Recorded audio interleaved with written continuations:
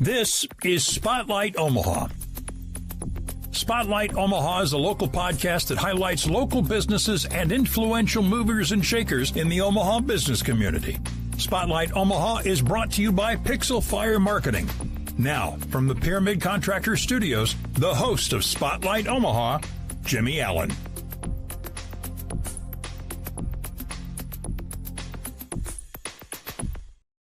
Good morning, everybody, and welcome back to the Spotlight Omaha podcast, where we take you around the city of Omaha, introduce you to local business owners, influential figures, and people who are making an impact on our community. We are brought to you by Pixel Fire Marketing. Pixel Fire Marketing is a locally owned marketing firm that specializes in website design, creating social media ads, and engaging your brand online. Check out pixelfiremarketing.com. If your company could benefit from any of that, we're obviously still not back in the Pyramid Contractor studio quite yet, but today we are catching up with Julie Shrader of Innocence Freed. Julie, thanks for being here. We appreciate it. Thanks for having me. This is attempt number 477 to do this. We actually finally made it work. Yeah, so, that's awesome. A little behind the scenes knowledge there, but tell us what Innocence Freed is, what you do, and why it's important to have this conversation in this month. Yeah.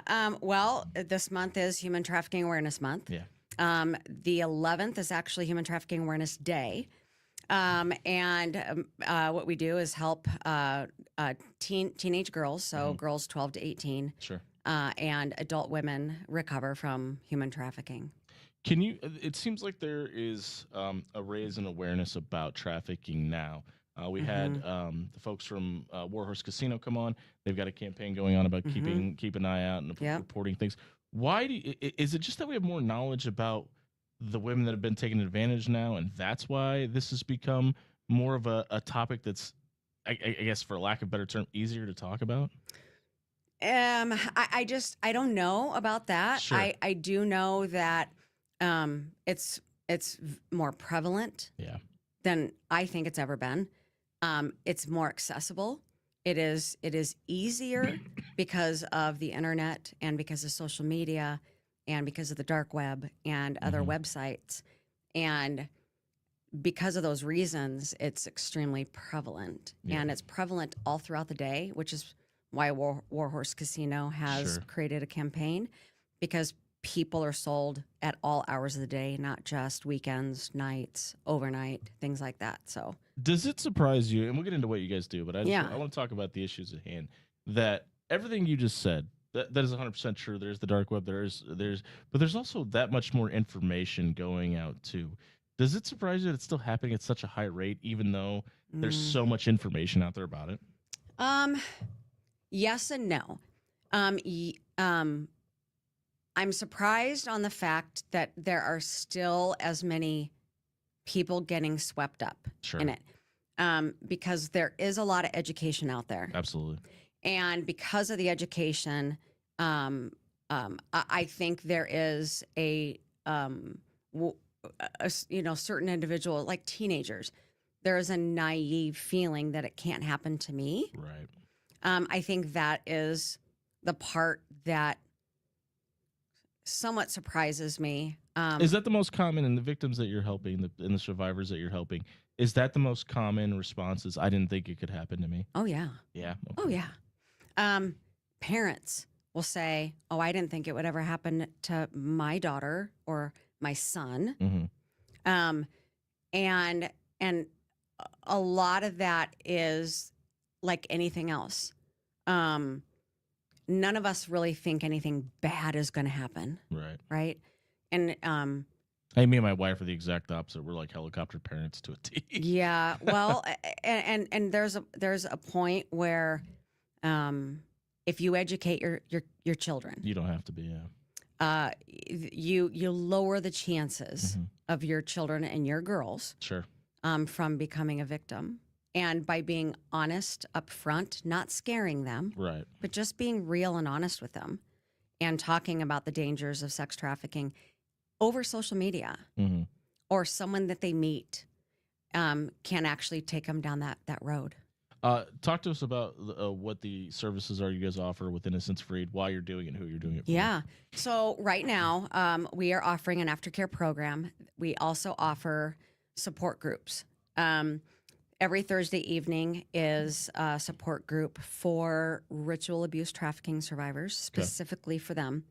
And then we have support group for just those who've been trafficked. And we offer separate groups for depending upon the ages. Sure. So if it's a minor, they need to be in groups with other minors. Absolutely. And I work with therapists that are there and available, because when you're working with survivors in this close capacity, they could have what we call trigger or, memories that come PTSD. out and that can shake them depending upon what's being talked about. I mean, a girl can have a trigger based on a smell, flashback, anything, right? So we want to make sure that we've got people there that can help them talk them through the process of getting them trigger. to share is probably the most difficult part of everything for the things you just listed.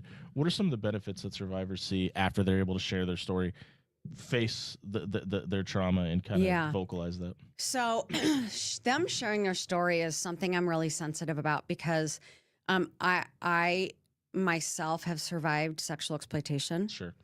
And I know that not everybody is ready to share their story to other people or even in public. Right. But I encourage every survivor to share what they can share or willing to share with their therapist.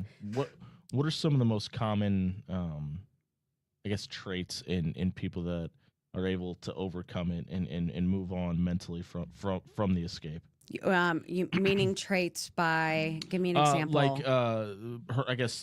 Traits may not be the right benchmarks or things that happen in their lives that after they recover. Yeah. Well, so there is a constant recover. So honestly, because of the trauma, there's a recovery process until, forever. Yeah. But what I see a lot is a success in a job.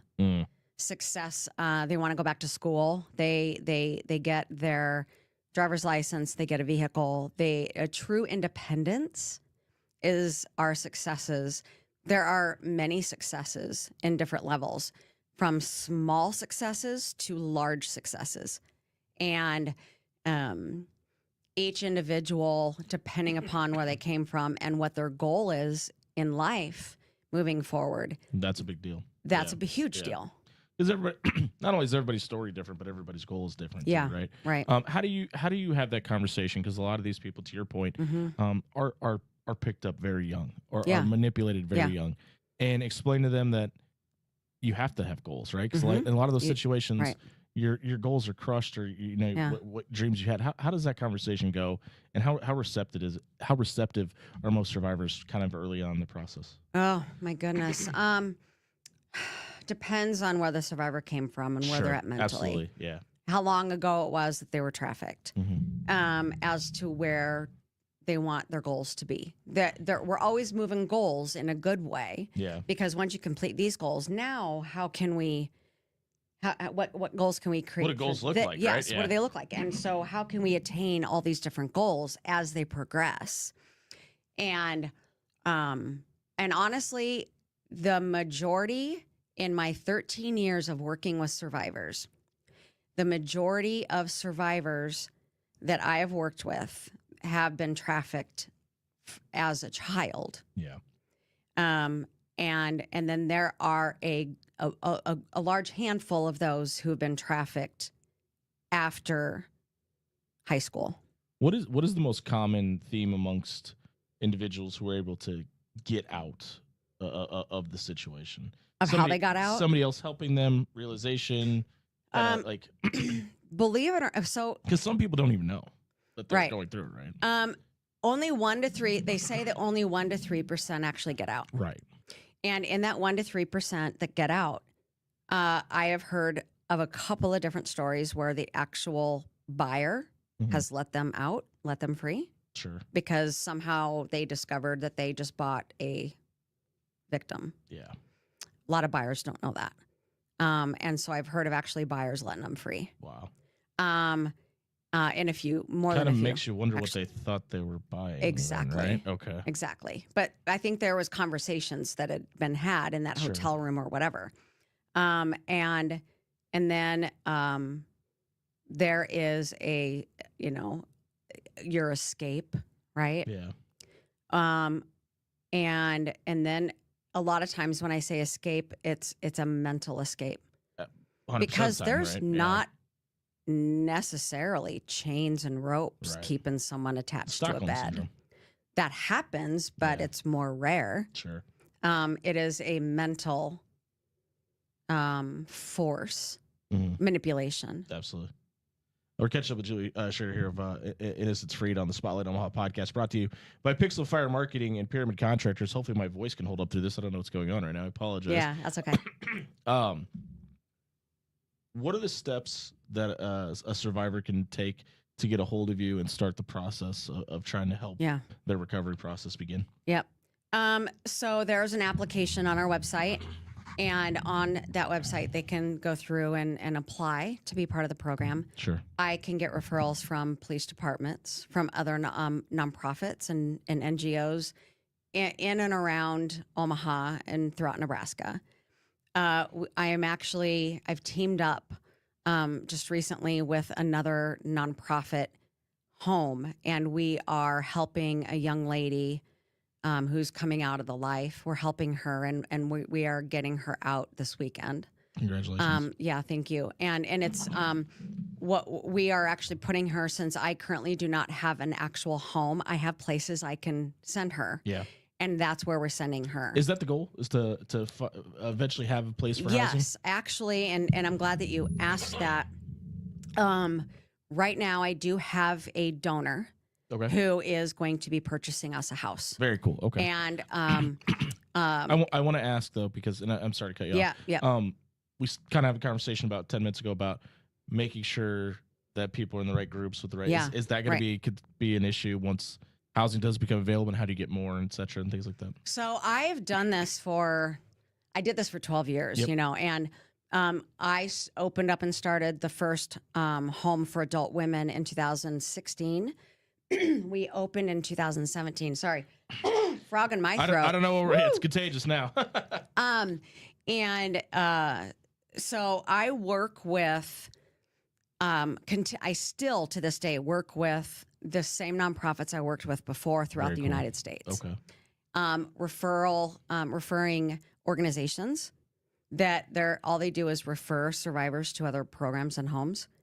I have to ask, because and you may not even know the answer. Yeah. I'm sure you do with your extensive knowledge, but you mentioned women and survivors in Nebraska. Yeah. I think the 10,000 foot view Hollywood version of trafficking would tell you that traffic is more prevalent on the coast, but it seems like there's a bigger issue in the Midwest. Is that fair to say? Yeah. Why do you think that is? Well, one of the first things that people will tell you is because of our interstate system. Okay. Okay. So when you think about the interstate system and how the highways and the interstate runs through everything. It does. Yeah. And it's a perfect go through and it's a perfect stop. Okay. Especially during the College World Series, Berkshire Hathaway. I was going to ask about those. When we had our swim trials and other large events that are held here, which we know there are many. Yeah. You will get a higher volume of victims coming here. Sure. To feed the supply. Okay. Of people wanting to purchase. My stomach just turned when you said that. Yeah. Well, I mean, it's What? And I'm sure we only have a half hour. I'm sure you probably go about 3 hours. What are some of the parameters that aren't in place now? That are not in place now that you think are lacking or missing? Oh my goodness! I mean, I don't know. It's probably a good thing. It says a lot about me that I don't understand why this is even a thing. But I also don't understand why there isn't more being done either. Yeah, I could go on about this for a long time. Right now, I do know that there are some state senators working on legislation that will be presented this session. Let's talk about it from a Nebraska standpoint, maybe even in more of an Omaha standpoint. Is there anything? You mentioned some pretty big name events that happen in the city that help the economy and things like that. Are there anything around those events? Because I know that the NCAA has made an uptick in trying to put more security and vigilancy around the College World Series and specifically Omaha Baseball Village. Is there anything like that you haven't seen at other events or would like to see an uptick in?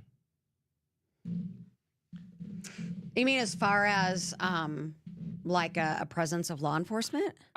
Yeah, sure. I mean, if you want to go back to the sure. senators, I'm looking broad strokes everything. Here's part of the problem.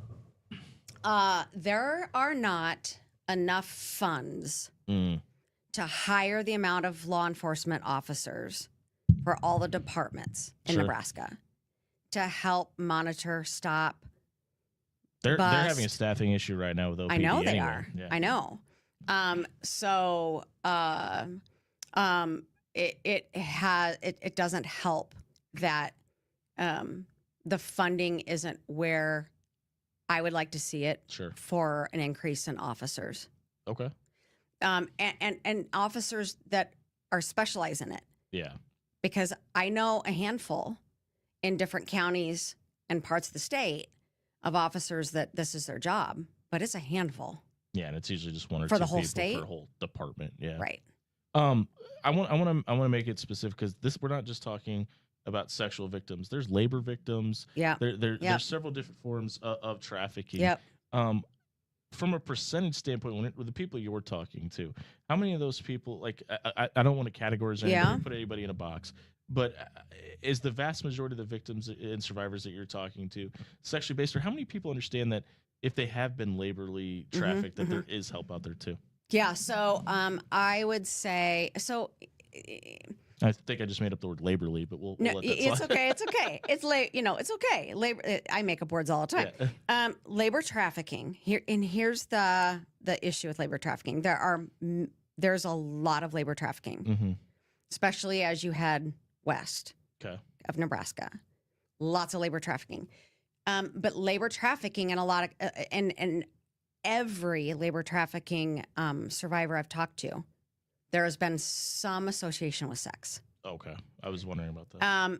So it's sometimes just labor trafficking, but from what I have seen, it's been sex in with it. And maybe this is because I grew up in South Omaha and I have a ton of friends that are of Hispanic descent. But I mean, they grew up thinking you have to work at 7, 8, 9, 10, help the family business, things like that. Right. That's not necessarily what we're talking about here. No. But is that demographic being exploited because of those you previous, better believe it. lifetime experiences? 100%. Sure. And think about all of the, and this goes into a political issue, but it's really not. I mean, it is, but it's not. Okay. It's a human issue, is that border. Yeah. Okay, let's talk about that border for a second. You can walk right across it. Right now, yeah. Okay. There is so much human trafficking happening coming across that border. It's been happening forever. Yes. Yeah. And it is in such high increase now, also because they're not being policed. Right. Yeah.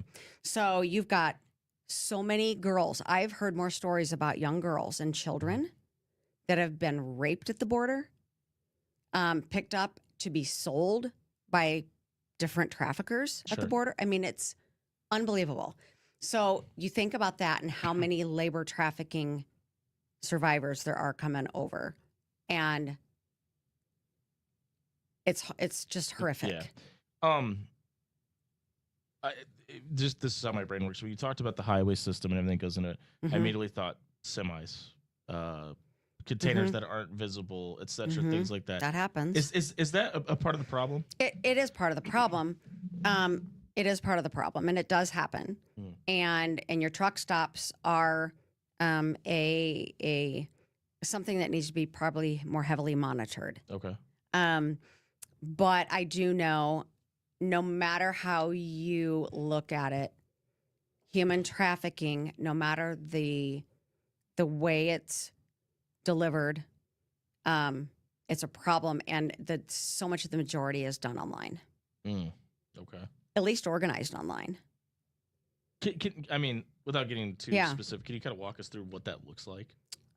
So you have your websites that, quote unquote, legally sell online. Oh, okay. I gotcha. And then, because in my head, I was like, "How is this even possible?" and there was a time people were using Craigslist. Right. I hear they still do it. That was the main reason it was taken down, correct? Right. Yeah. But there are always new websites to sell people. And then you go into something even more evil and heinous, if that's imaginable, is what's going on in the dark web. Okay. And that is where they're selling babies. They're selling little children. There are evil sex groups wanting to purchase and sell, and it's awful. And we're catching up with Julie Shrader of Innocence Freed here on the Spotlight Omaha podcast, brought to you by Pixel Fire Marketing and Pyramid Contractors. When we talk about, I don't want to say your role, but your job, and how much of it of what you look at what you do at Innocence Freed as we need to help survivors versus we need to maybe try to put an end to this at all possible. Like, is that something that weighs on your mind a lot? Or, yes. Okay. Yep. I don't want to put too much on your shoulders because you guys are doing great things anyway. I'm curious as somebody that's a survivor in your own right, like where you kind of put your chips. Like how do we help people? How do we stop this, etc. I don't know that we're ever going to stop it. Sure. Okay, that's not being doom and gloom. It's an evil world. This has been happening world since the beginning of time. Yeah. Yes. And I believe as long as evil roams this earth, it's going to happen. Sure. So, but I can do everything I can, right? And Innocence Freed can to slow it down, stop it, help at least one, right? I mean, helping just one person. It's enough. That's, think about all the people they will help. Right. And then the people they help. It is that starfish effect, right? Absolutely. So my goal is to, again, educate. I'm big on education.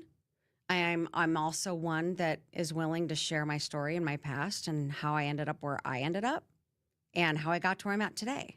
We talked about the addition of housing and how that's going to help and how it can help. What does growth look like over the next 3 to 5 years? Yep. So my plan is to have 2 homes. Okay.